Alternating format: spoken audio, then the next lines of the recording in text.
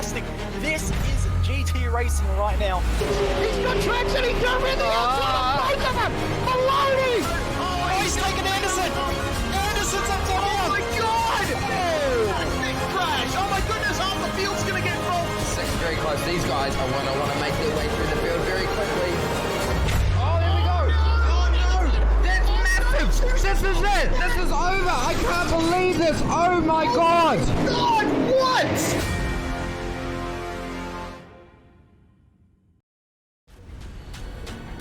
This is the original esport racing game.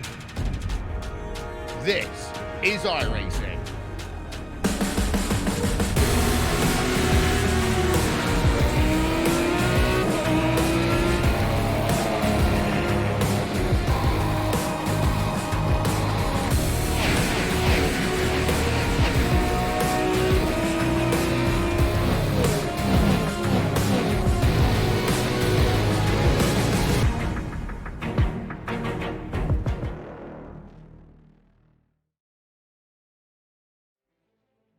Well, it has changed from anybody's game to an all-out war. Sometimes you look at a great rivalry that all sports seem to have. When you talk about Formula One, you talk about now Mercedes versus Ferrari. When you talk about the great rivalries of the past, say in golf, you've got Jack Nicklaus versus Arnold Palmer. You've got Tiger Woods versus Phil Mickelson. You talk about anything that goes on, the Ashes, for example, there is a great rivalry that seems to bring itself into the forefront. For this now, for iRacing, for this Porsche eSports Supercup qualifier, and for the foreseeable future, it is once again Coanda versus Redline, and it's so beautiful. Round 5, though, of the championship, and we head ourselves to the Dutch dunes, to a not necessarily evolved circuit, but to what it has been in the past. It is Circuit Park Zandvoort here, the Grand Prix layout, and we are in qualifying at the moment, halfway through that. 2 laps to get everything sorted together. Good morning, good afternoon, good evening to everyone on the iRacing Esports Network for a SimSpeed TV presentation. Jake Sperry in the commentary box, joined as ever alongside by Brenton O'Brien and, of course, Jay Kennedy on the cameras. Brenton, it is a very tough circuit, this one. It's all about the momentum game. It is going to be a tough track to get right, mainly because of track conditions today. 21 degrees only. It is a cold one here on the Dutch coast. Yeah, good evening, good afternoon, and good everything to everyone. I think Jake mentioned the war once, but he got away with it. Look, it's great to be here, and this place is going to go absolutely off come May this year when the Grand Prix returns to here. But for now, like you said, we've got the Porsches, and the excitement's just building and building. The championship's getting closer, and as of this week, drops are all gone, so the races really start to count. They really start to hype up. Well, every single position in qualifying becomes key. Marin Cholak goes up to second place, 137 flat, beaten by Josh Anderson, 136.8 to the top of the timing stands. Lauritsen goes only 15th, and this is a big surprise. Anderson, Dan beats Cholak, Kauzabon, and Berryman, your top 5. It tells you all you need to know at the moment on drivers who are not in position. Castro Lado 6th, Howler in 7th, Alexander Thieb 8th, Half in 9th, and Giassi rounding out the top 10. It says absolutely everything about this field at the moment. It is very much a case of who can get the laps out. Howler on a second lap, Half out on a second lap at the moment, and it seems that most of the big contenders, they are not there, but it is Ricky Castro-Lado who is closest to a second lap coming through, 137.2, only 0.4 of a second to find. Around a track like this, 0.4 can come and go really quickly, Brenton. Yeah, they really can, and that's an outstanding lap by Josh Anderson. 0.2 faster than Dan gets after the first lap. Still got a lap to go for the greater majority, but a fantastic result. Pete Berryman would probably be disappointed at the moment, the 139 in 5th position. I would think he's probably the favourite tonight, but yeah, Josh Anderson with his opening lap, that's a big ask to get to that. Huge ask, it's a big game. Castro-Lado out of the final corner, looking for the drive to the line, and does he find himself some improvement? No, he does not, so he has gone over the line at the wrong point. Daniel Lafuente will not find any improvements, nor will Ivo Howler in terms of this battle. Maran Cholak out there on a second lap. Jonas Vollmeyer for Team Redline, part of the pure Redline merger that happened a couple of weeks ago, will be looking to try and get himself some improvements on times. Johan Haaf stays in 9th place then after that time, a 1:37.2. Cholak and Vollmeyer heading themselves through the Audi S and looking for the final 2 corners then out on track. They don't have much time to find the improvements, but if anybody can, it's Cholak in 3rd position. Only Dan Beats and Anderson better at the moment, and Maran on the outside looking in for the moment needs to find a strong result. We've seen how his race pace has not been the best, especially at the opening round at the Nürburgring Nordschleife. Across the line he comes, and he finds himself a nothing. He will not find improvements, nor will Vollmeyer. That's everybody across the line, though. This is how the grid will stack. So 21 drivers here today. It is Josh Anderson who gets Logitech G Altus Esports on the pole position. Christopher Dambeat will go from 2nd alongside Maran Cholak, and the AAA Esports driver Thibaut Calzabon will go from 4th. It's Peter Berryman in 5th, Ricky Castro-Lado in 6th. Ivo Howler and Alexander Thebe make it an all red line 4th row, with Johan Haaf and Jeff Giassi rounding out the top 10. Gian Vecchio from 11, Kim Eriksson, Jonas Vollmeyer, Samuel Lebert, Alexander Loritzen, Dakota Fripp, Carl Jansen. The car 1 of Alex Serrana down in 18th position, so pretty disappointed with that. Daniel Lafuente, Joni Takanen, and Yao Vaz will complete your field, but Yao's lap was significantly slower than the rest of the field, so obviously had some issues there. Well, he was only 20 seconds off of the nearest time to him, so 107% times. We don't do them here. So they will now have 2 minutes to get themselves up on the starting grid. It's 17 laps here today. No mandatory pit stop required. It is a dash around this place. And, of course, from what happened last week at Lime Rock Park, everyone needs to look for a bit of improvements. Of course, we do apologise for the fact that we were unable to bring you live coverage of what happened at Lime Rock Park a week ago. Our very, very faithful director, Jay Kennedy, had to deal with the Australian bushfires that have been going on. Make sure that everyone on the Australian peninsula stays safe as those fires continue to ravage. But more importantly than that, at this point in time, this is about building the momentum. It's the mid part of the season, and every result becomes very, very vital as you head up to the halfway stage and then move away from that and look towards the end game and building up a championship to be one of the 20 qualifying overall for the championship. Keep an eye out, though, on the likes of Thibaut Calzabon. He's not had the best of starts here live for AAA as they've looked to make their incursion into iRacing, looking to make their big, bold claims. Berryman has been fantastic. Castro-Lado, ever the cautious. But you look at drivers up and down this field who've had the ability to go and make those moves. Let's just remember for Josh Anderson, he's got a former teammate behind him in 3rd place in Maran Cholak. Grid form, though. Lights on. No damn beats at the front. And there we go. And there's the green. And there's the jump from Thibaut Calzabon. I think he jumped the start there. That's going to be a disaster for him. He tried to slow it down. He'll have to come in for a drive-through penalty if he's got caught by the iRacing system. Into turn number 1. Unchallenged goes Anderson. Way too deep. Cholak gets the turn. Berryman ran into him. And Calzabon caught up in that as well. 3 out. Dumped to the outside at turn number 1. It's a disastrous start for Peter Berryman and co. Yeah, no, it is a disaster start. The Berryman caused that, so there's going to be some issues there. You know what? I reckon there was a jump start. That's 26 seconds stop hold in the pit, so that is day over. But Josh Anderson, just keep the control head. You've got this, it's been such a big week for the Australians here with the bushfires, and, this is where he needs to be. This is where he deserves to be. He's worked hard. The team's worked hard at all sports.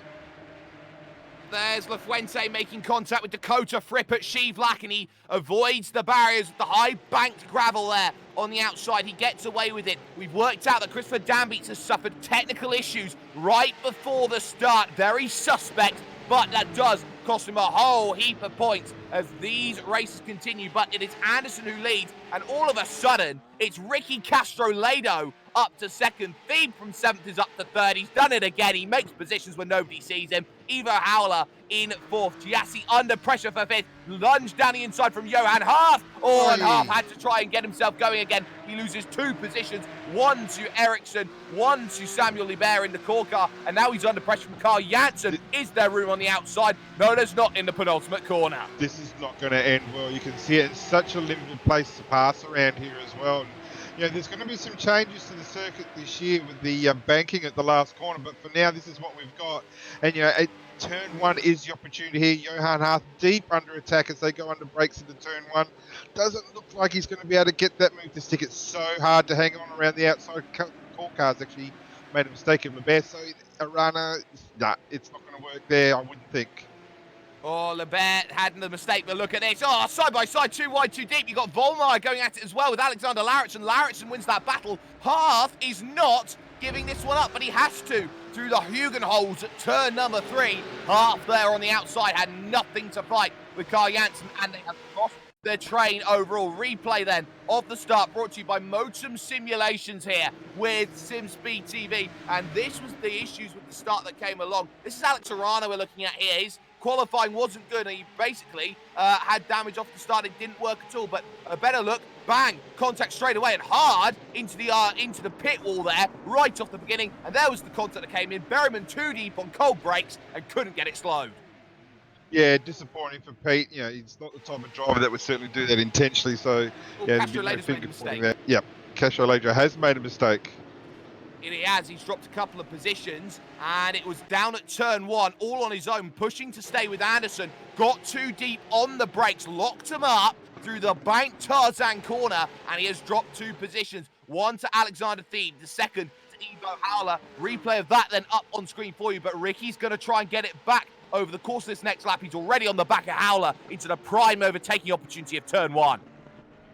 This is all coming together so well for Josh. We can just see that Castro Lader way too deep under brakes there. Kept it, kept movement, but lost that valuable, not just the time, but the positions as well. It's going to have to work really hard to get that. He certainly is, and he's going for it now towards turn number 3. Can he get the move done on the brakes, but around the outside? Well defended by Ivo. He's done well to hold the position. Now look behind. There's Jeff Giassi. There's Kim Eriksson, who wants in on the scrap as well. So they are all going to try and get as many positions as they possibly can for the course of this 17-lap race. We're already on lap 3 of this event. Anderson's lead up to 1.7 seconds over Alexander Thebe in 2nd position. Howler 3rd. Castro Lader 4th, and Giassi currently rounds out your top 5 at the moment. Look at the second pack though. João Vaz under pressure at the moment, and Gianni Vecchio's not gone well so far. Gets the opportunity as Vaz runs wide through the first of 3,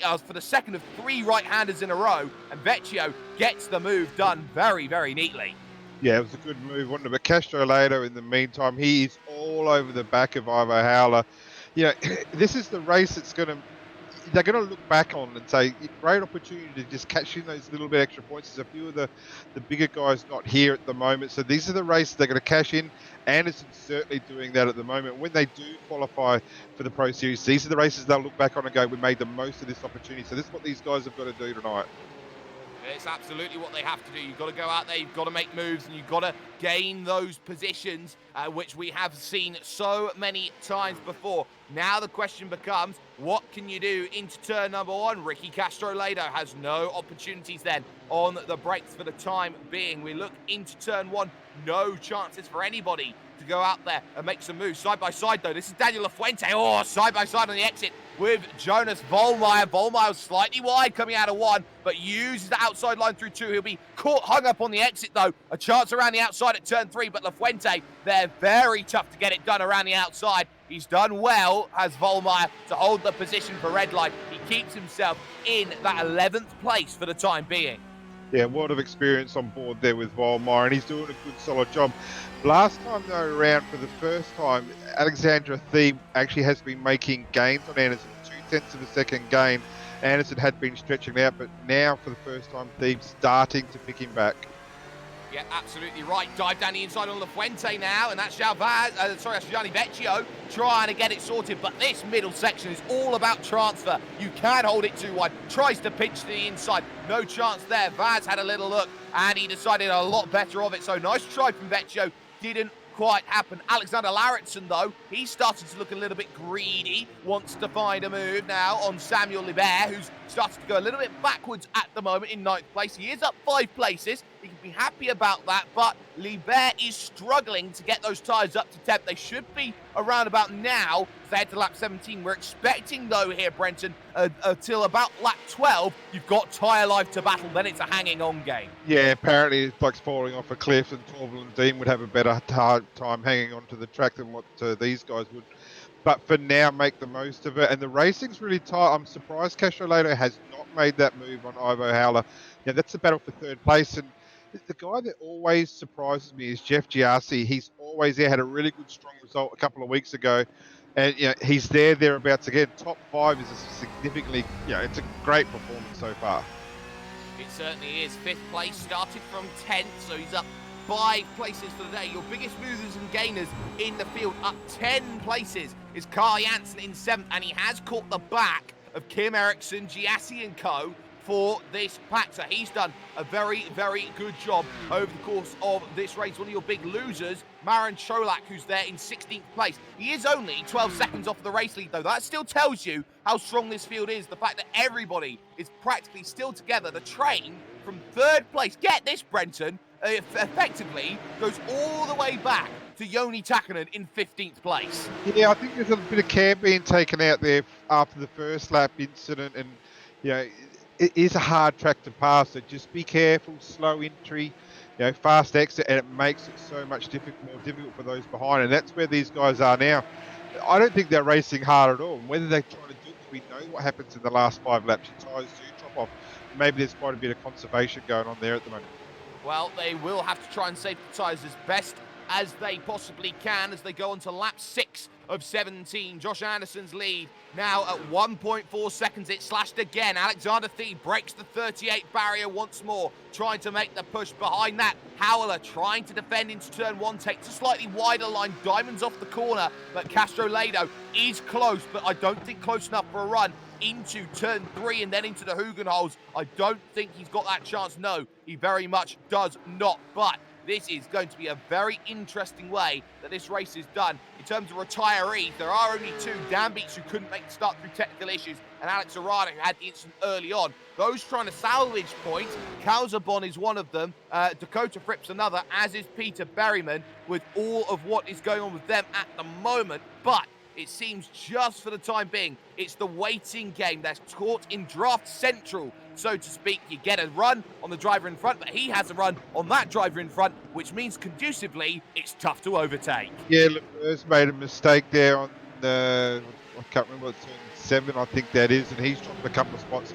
And what that's done is released Alexander Lauritzen, so he's moved up now into 9th spot. So, unfortunate for Lebeur, he's kept it all alive, no damage to the car, he's just dropped a couple of spots.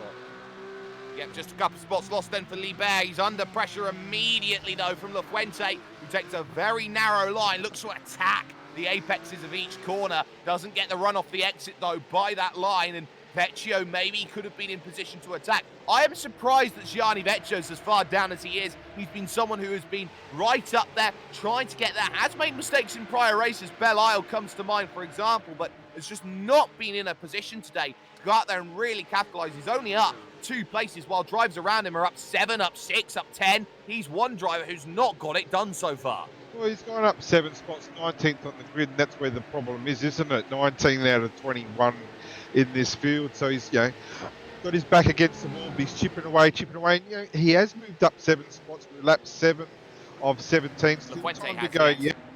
Yep. So still got some time to go there.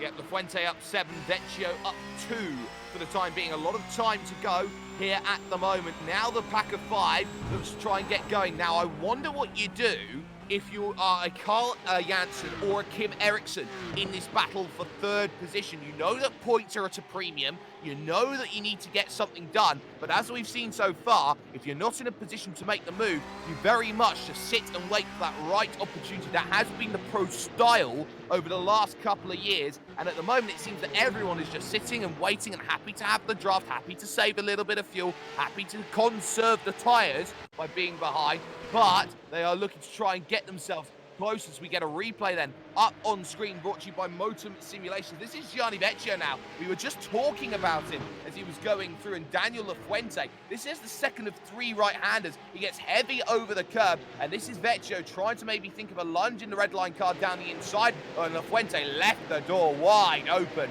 and Vecchio just said, cookies, I'm trying for a little bit of contact as he tried to fight around the outside. This is a brilliant attempt, but I think Lafuente here ends up winning out that battle, and you know what? He did. Yeah, a little bit of a hip and shoulder on the way through, but that's, yeah, there's no dramas there, and he moves up another spot, so he's done exceedingly well, hasn't he? And right on the back now of Samuel Lebert and Jonas Vormeyer, who we spoke about before. Vormeyer now into top 10, but it's a very, very controlled race, isn't it? There's not a lot happening in regards to aggression. I know we did see something just then, but yeah, these guys are just going through the motions, and I think the race is going to really open up the last few laps. Well, when drivers start to get desperate, they will start going for those moves that are maybe 50%, 25%, sometimes if you're incredibly brave, 10%. Maran Cholak maybe starting to think about that. Remember, he started on the second row, third place. He's looking for 15th place at the moment off of Joni Takkanen, who's starting to lose the train at the moment, and he found himself 7/10 of a second off. And there's the lunge then by Cholak down the inside at what is the Vodafone corner, up over to Renault. So they try and get themselves going through, and on the outside, it's so difficult to get it done at that third of the 3 right-handers, because you've got that left, which very much is conducive to getting yourself back through. Cholak will try again down at the Audi S. On the brakes he goes, and you know what? Position made. Yeah, it was a clean make, position made there for sure. I do sometimes question Cholak's racecraft. He does tend to get himself in trouble in some stages where you think it didn't need to happen. But meanwhile, if we go up to the front here, just having a look at the times, Josh Anderson last lap a 38 flat, or 0.99.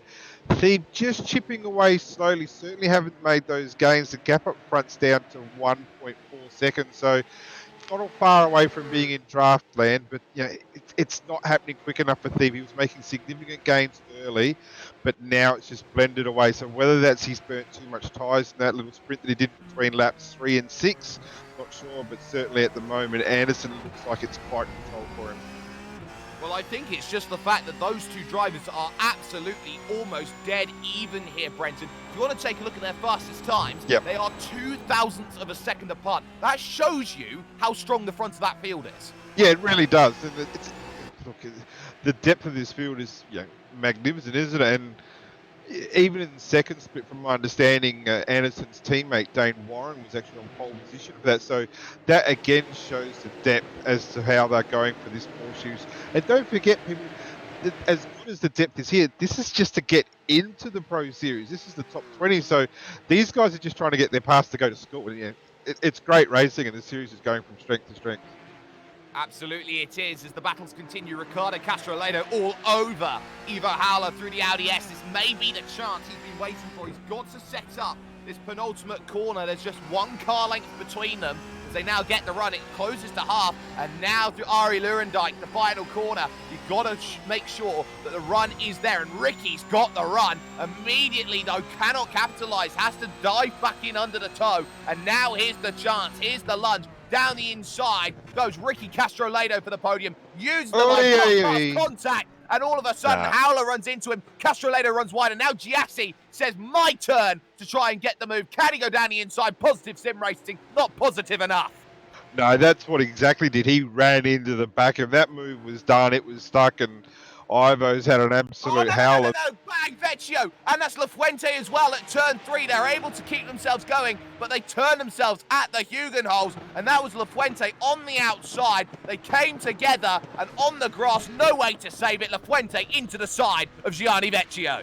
Yeah, and that's what we were saying before. It's just going to start warming up, isn't it? We've got 7 laps to go, and the action's just about to start. So I reckon that's what they've done. They've just looked after their tyres the first stage, see who can have the longest tyre life, and now the action will be on.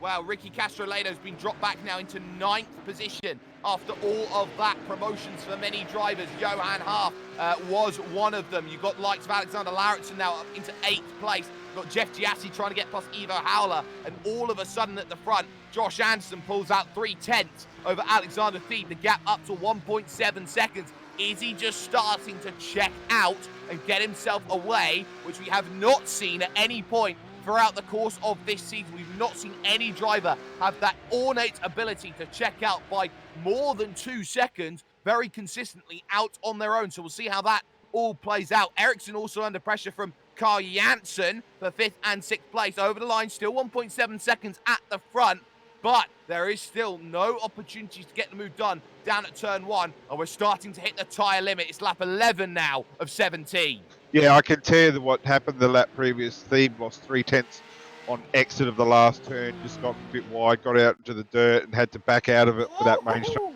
My word, Vecchio has just made a huge save, and now it's once again Lafuente on the outside in the grass. Can he save it? Yes, he does.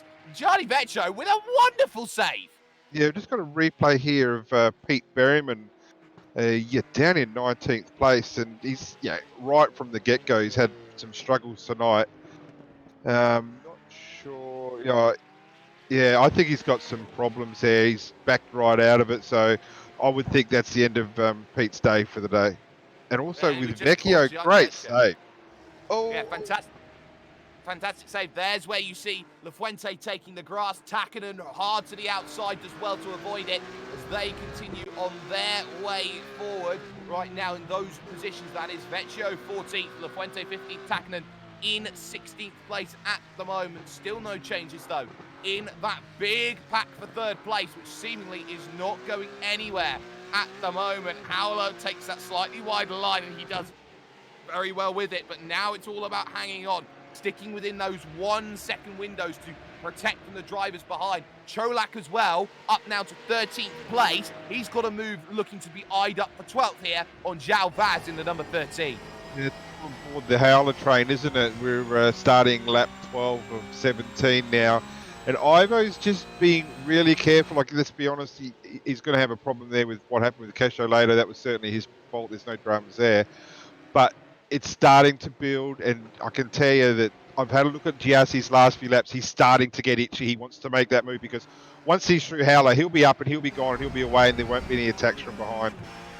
Marin Cholak has made the move on Zhao Vaz, has gone up into 12th place. It was a gifted move. Zhao Vaz let him have it on the front stretch, but it is a big train of 7 at the moment, trying to find themselves 1 place on the podium and some massive points. Some big egos want to try and collide and have a very, very strong finish to this race. But it is Jeff Giassi, primed and poised, who wants to try and make this move, and it's 5 laps to go when they cross the start-finish line. Giassi looking every which way to try and find a way through. And let's not forget as well, this track is a huge tyre killer as Johan Haaf right up to the back bumper there of Carl Janssen very nearly gave him a little bit of a tap for his troubles. Here's the move. Is he going to make it? Giassi's gone deep, and that's going to cost him all of his momentum out. That might have him under attack from Ericsson, although Ericsson himself didn't have a great exit there. So that's just going to give Howler that little bit of breathing space. It's going to give him at least another lap where he'll be in the clear.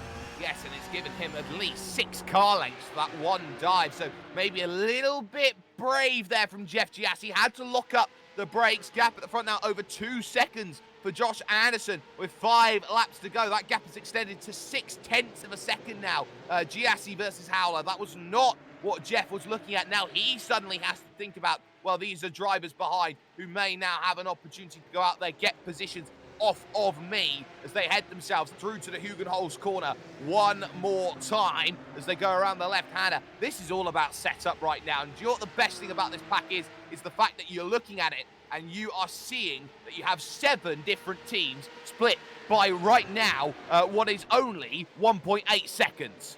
It's unusual to see a Coanda car at the back of this train, isn't it? But we have got some really good drivers and some exceptional teams here battling away. And you're right, it is a lot about setup.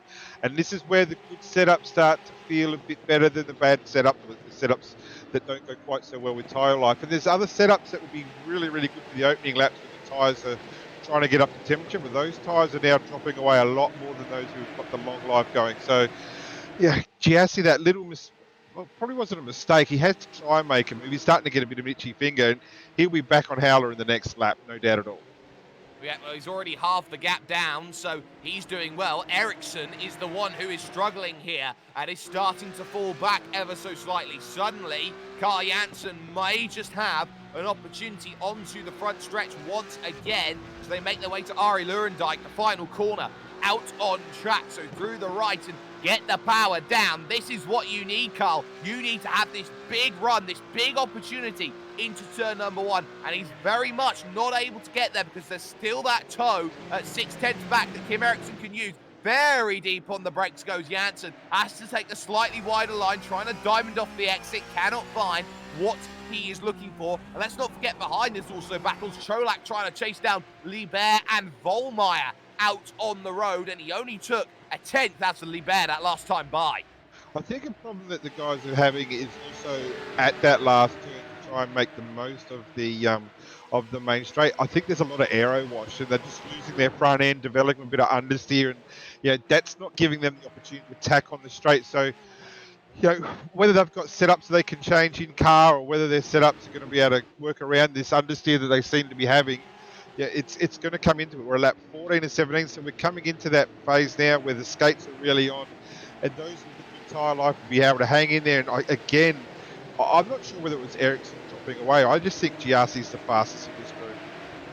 He very much could be at the moment, but of course that dropping away has very much abstained at this point in time. It's all about now, you've got to make sure every apex from here on out is flawless in the train as they all look to try and deal with everything going on. It was a 38.5 from Ivo Howler. You look at the drivers behind: Vollmeyer 38.3, Liebert 38.1, Cholak 38 flat. It's clear he is one of the slowest men in this field, but he is still somehow in third place at the moment. Now, just 3 laps to go for Josh Anderson, that lead extending to 2.7 seconds. Thebe, I think, has resigned himself to that third place. But again, nothing doing at the Tarzan corner. Turn number 1, out on track. So once more, it becomes a case of playing chess, setting up your overtake, maybe even start from now to get it done on the last lap here, Brenton.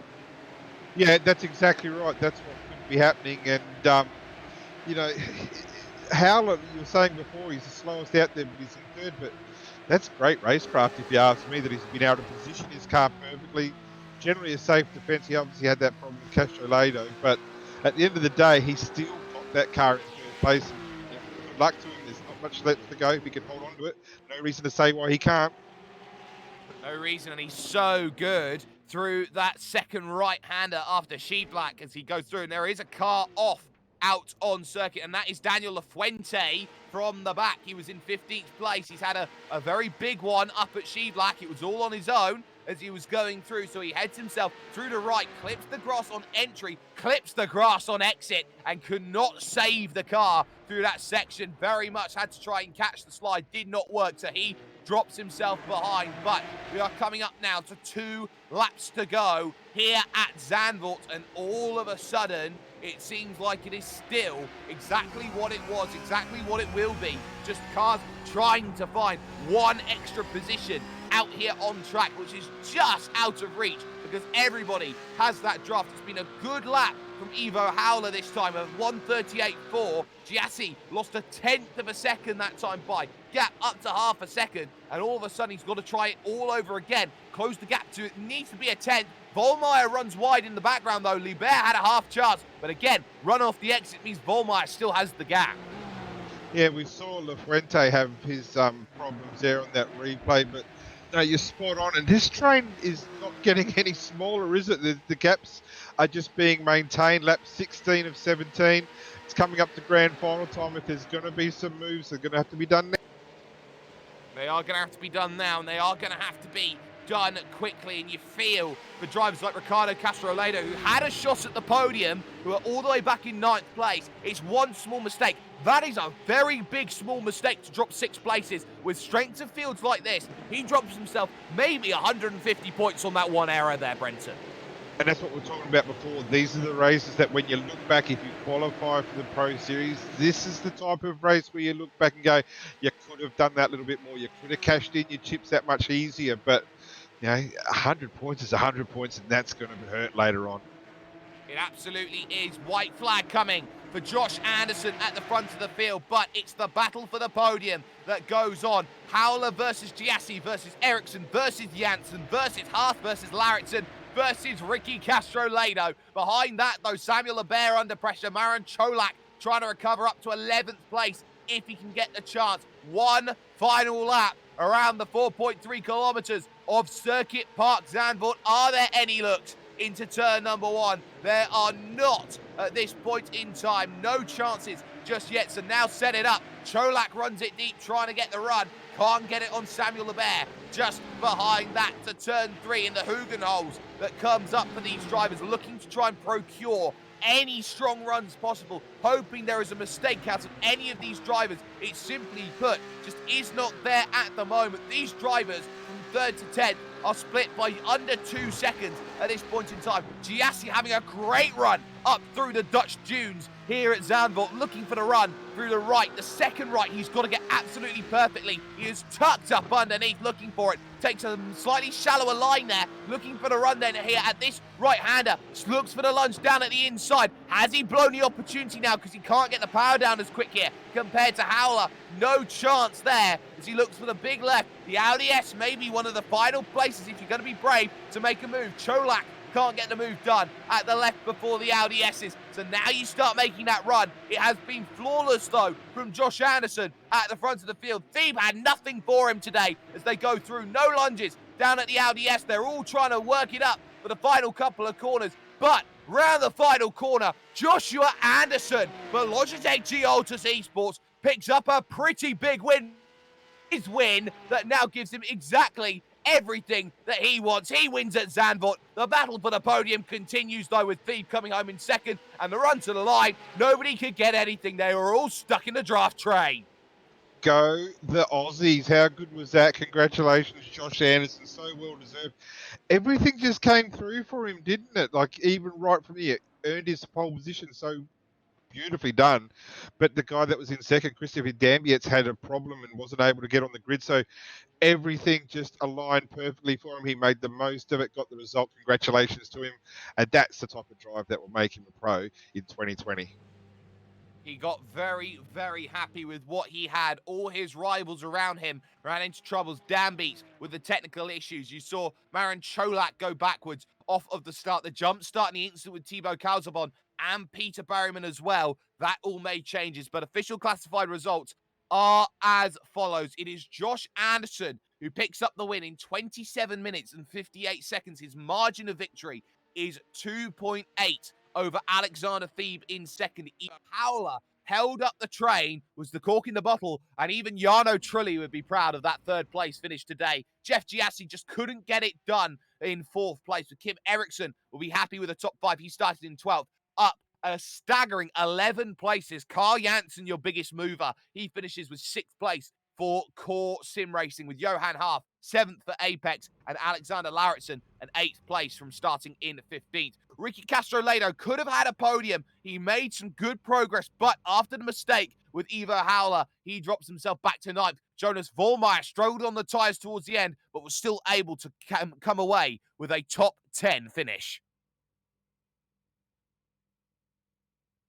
11th place then for Samuel Lebert. Marin Cholak would come home with 12th. João Vaz, 13th overall. Gianni Vecchio there in 14th. He had himself his troubles today. Joni Takkanen, 15th overall with Dakota Fripp, caught out early on in 16th place. A spin for Daniel Lafuente late on means it's 17th for him, and now he's starting to hit the worries today. Thibaut Calzabon, 18th only for the AAA Esports driver. Peter Berryman got caught up in the opening up incident as well. Alex Arana had his own separate accident. He finishes this race, or does not finish, so to speak. He did not get past the opening lap. And Christopher Dambeat there failed to make the start through technical issues of his own. Yeah, so Well, that more importantly, well, actually, yeah, go ahead, Brenton. Sorry so to cut your thunder.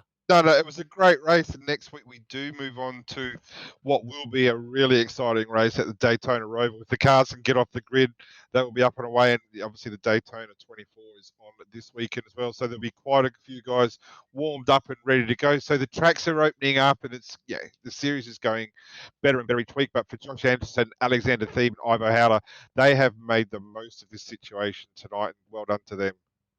Well done to them. And Am I talking probably about gonna well done, we've got a Josh Anderson we've stolen away from conversation early. So, Mr. Anderson, it seemed like it was all plain sailing. The driver next to you on the grid ends up having technical issues. The driver behind him has a jump start. And the likes of Marin Cholak ends up getting caught up in incidents with Peter Berryman and co. It seemed like all the stars aligned for you today. Yeah, it was good. It was a relief.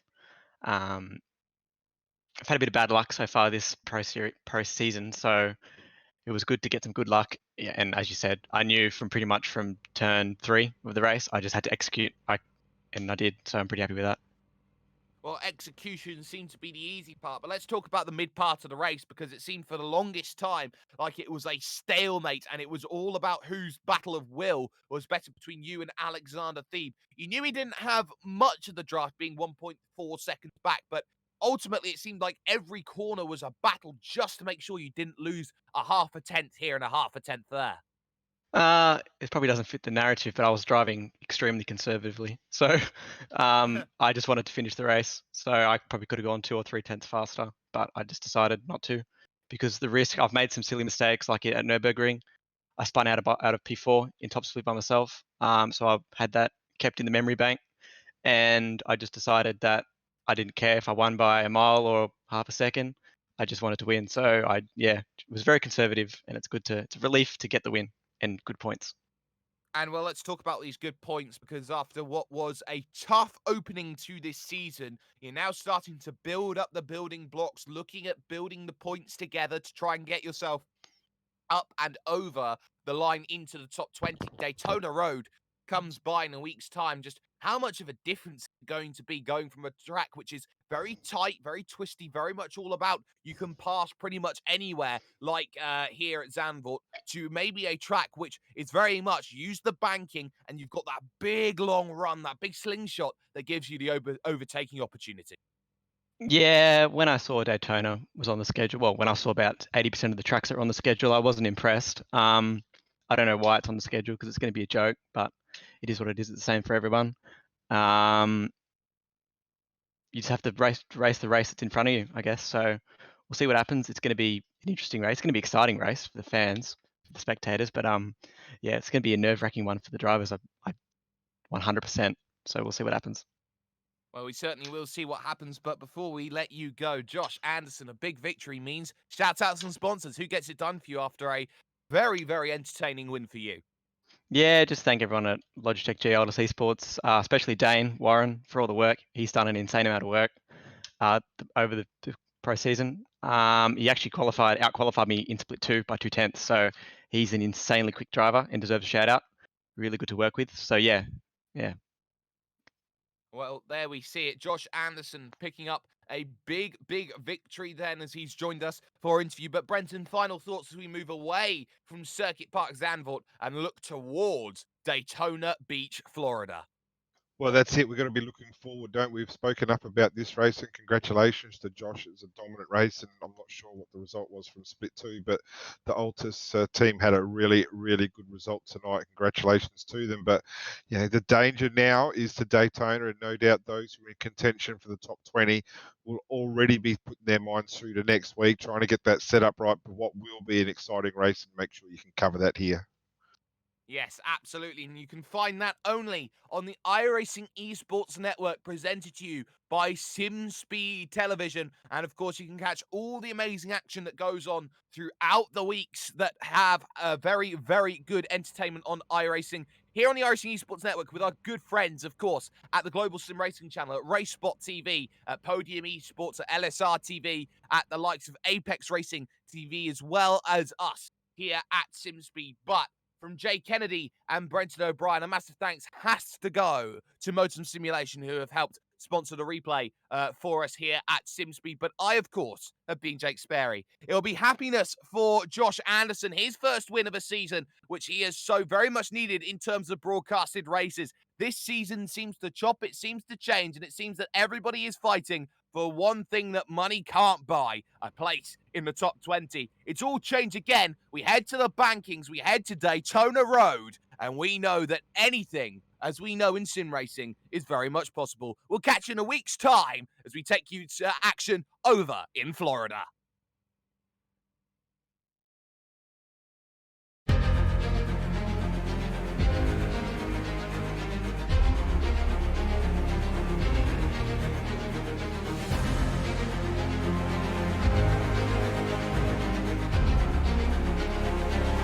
This is fantastic. This is GT racing right now. He's got traction, he's got everything outside of both of them! Maloney! Oh, he's taking Anderson. Anderson's up to Oh my God! Big crash! Oh my goodness, half the field's gonna get rolled. Second very close. These guys are want to make their way through the field very quickly. Oh, there we go. Oh no!